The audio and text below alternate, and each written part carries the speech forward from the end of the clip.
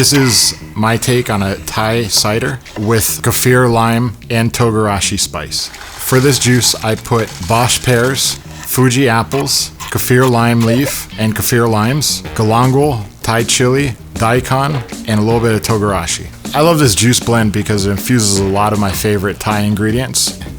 To make this juice, I use a Good Nature M1 to be able to extract the most flavor out of unique ingredients.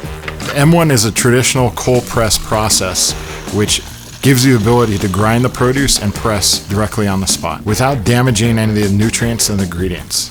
This allows me to deliver a clean, crisp product to the customers.